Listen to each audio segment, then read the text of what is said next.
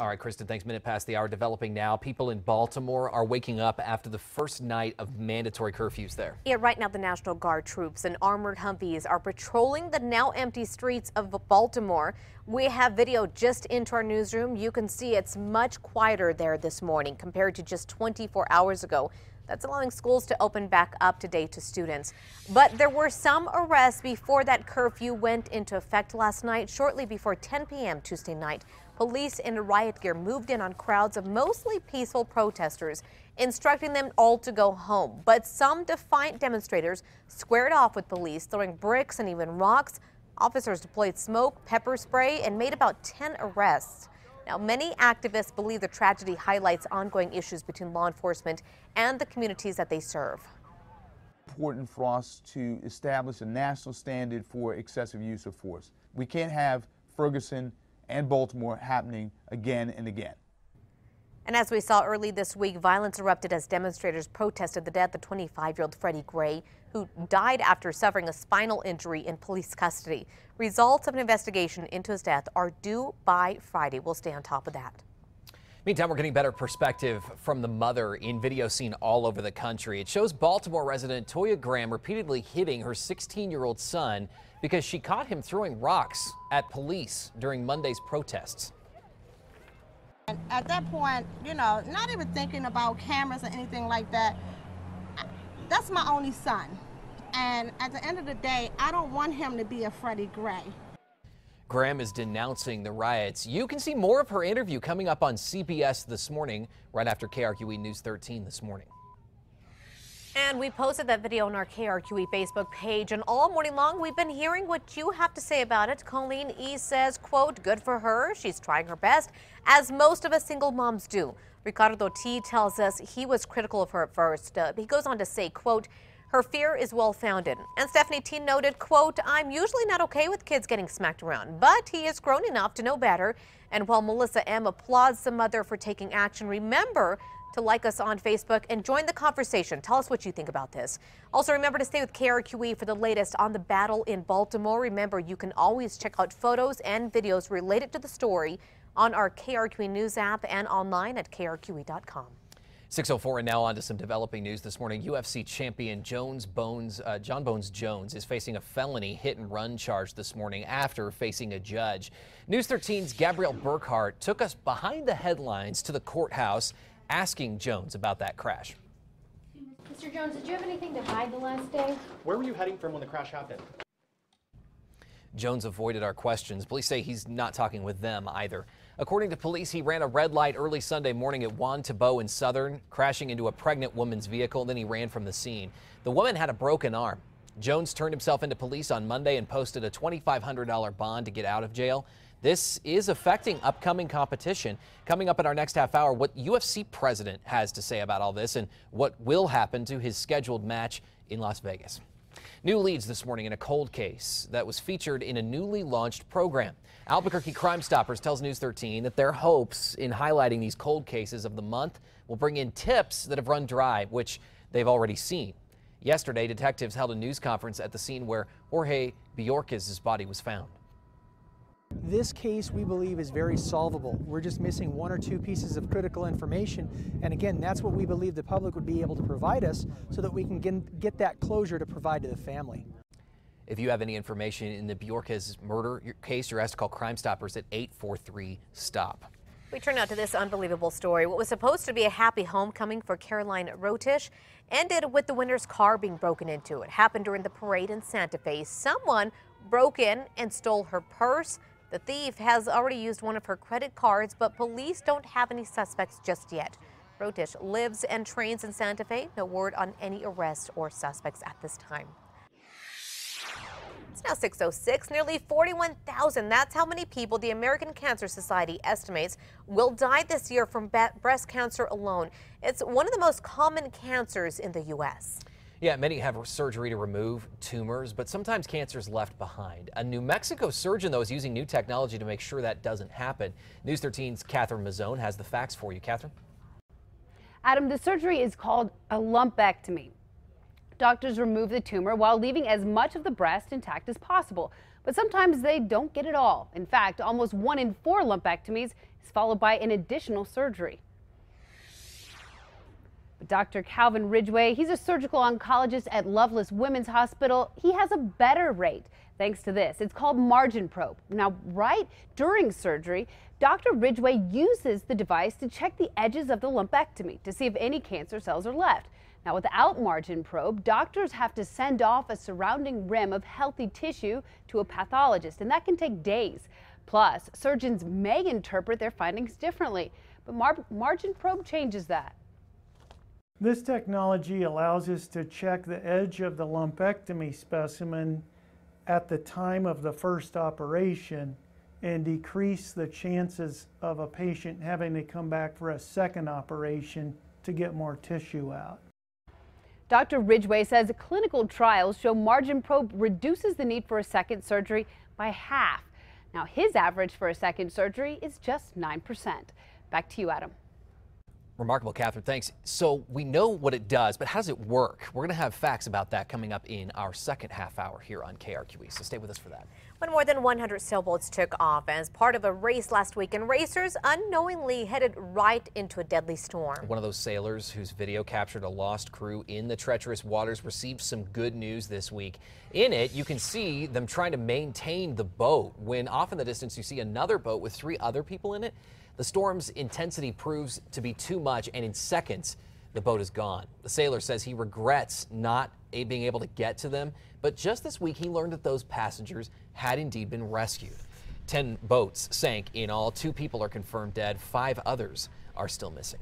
Wow, incredible. Great, though. It's good to hear that they got rescued. Remember this, a fire captain was badly burned when he fell through the roof while fighting a house fire right here. Well, it turns out that fire had been set intentionally. Yeah, Julia Harper pled not guilty in court early this week after police say she set the fire to the Fresno, California boarding home. Police say she did it after being kicked out. The fire captain remains in the hospital, still undergoing surgeries there. And that's a firefighter's worst nightmare. And a lot of people wanted to rush in to help him, but of course it was too dangerous a situation. Absolutely. But I think he ended up being fine after all that. So. 6:32, we're going to start first with overnight news here. Sheriff's deputies say a driver slammed into a church near Arno and Avenida just after 2 this morning. Deputies told our crews on scene that the driver was heading eastbound on Bridge when they lost sight of him. When they did catch up with him, they saw that he crashed into the City Baptist Church of Albuquerque. He was taken to the hospital to be looked at, but police say he will be okay. No word on whether alcohol or drugs were a factor. The pastor, deputies say, has been notified. People in Baltimore are waking up after the first night of mandatory curfews. Right now, the National Guard, they're there in armored Humvees. They're patrolling the now empty streets of Baltimore. Let's take a live look this morning. You can see it's much quieter this morning compared to just 24 hours ago. Still, there's a really big, heavy police presence. And as I just mentioned, the National Guard is on their streets at this time. Now, that's allowing schools to open back up to students today. But there were some arrests before that curfew went into effect last night. Shortly before 10 p.m. Tuesday, police in riot gear moved in on crowds of mostly peaceful protesters. As you can see, though, they're telling them to go home, but some defiant demonstrators squared off with police, throwing bricks and even rocks. Officers deployed smoke, pepper spray, and made about 10 arrests. Many activists believe the tragedy highlights ongoing issues between law enforcement and the communities that they serve.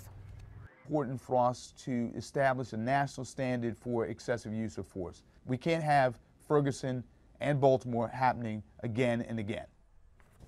And as we saw early this week, violence erupted as demonstrators protested the death of 25-year-old Freddie Gray, who died after suffering a spinal injury in police custody. Results of an investigation into his death are due by Friday. We will bring them to you right here on KRQE News 13. This video is getting a lot of attention on our KRQE Facebook page. You might remember it. It shows Baltimore mother Toya Graham repeatedly smacking her 16-year-old son because she caught him throwing rocks at police during the protest there. She says when the cameras were rolling, the only thing she was focused on was getting her son away from the violence. You know, you can make that phone call, get home right now. But they, at the end of the day, they're going to make their own decision. We just, as parents, we just have to follow through to make sure that's where they're supposed to be at. Graham has denounced the riots. You can see more of her interview coming up on CBS This Morning. Also, go to our Facebook page, KRQE, and weigh in on the conversation there. Happening today, the Baltimore Orioles, who canceled games 2 days in a row because of the protests, will play the Chicago White Sox today at an empty ballpark. The MLB says playing without fans will minimize safety concerns. An MLB source says it's not aware of any other closed-door games in Major League history. Remember to stay with KRQE for the latest on the battle in Baltimore. Remember, you can always check out videos, photos related to the story on our KRQE News app and online at krqe.com. A different story, though, in Ferguson this morning. At least 2 separate shootings happened at a solidarity protest there overnight. So this is witness video of one of the shootings. At least 2 people were injured there. Authorities say a man was shot in the leg and ran to a nearby restaurant to get help. He was then taken to the hospital. He's expected to be okay. Another person reports another man was shot in the neck, then rushed to a hospital there. Shots were also heard being fired throughout the night. We turn now to this local news. UFC fighter Jon Bones Jones stripped of his title and suspended. This comes after his arrest in a hit-and-run crash in Albuquerque. The UFC president spoke about the announcement during a phone interview on Fox Sports. He explained Jones's reaction to the news.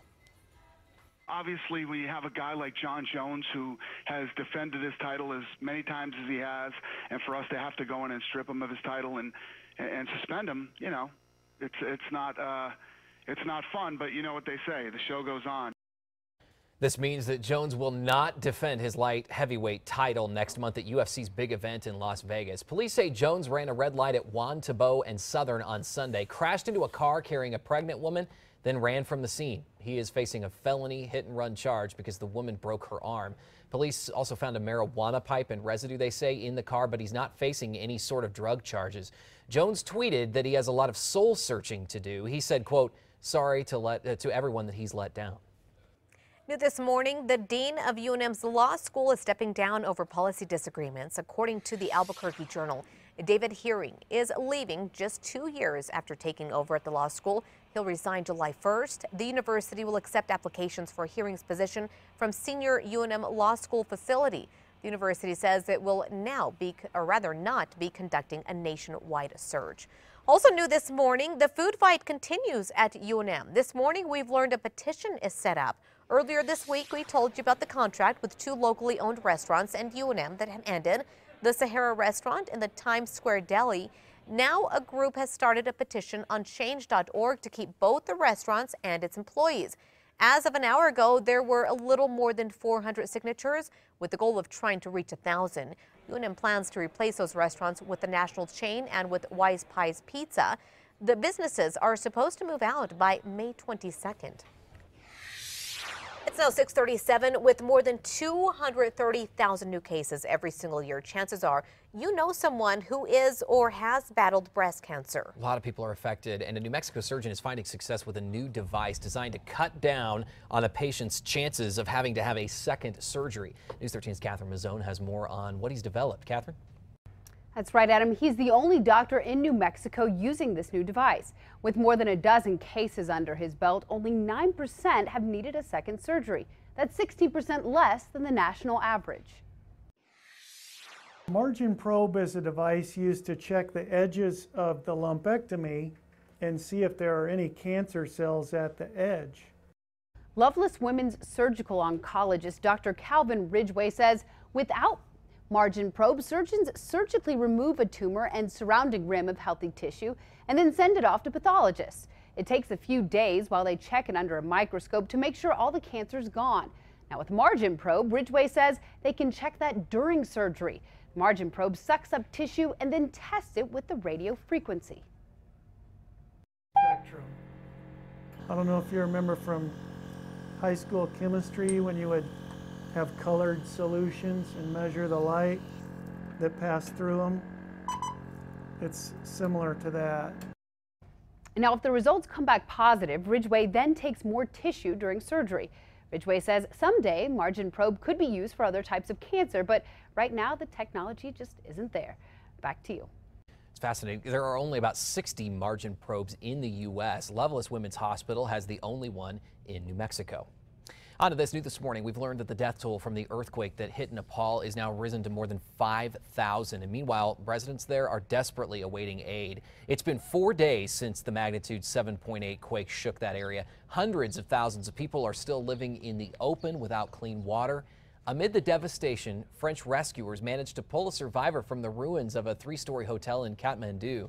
Nepal's prime minister says the death toll in that country could reach 10,000 in the end. And the video is just remarkable. I know it is.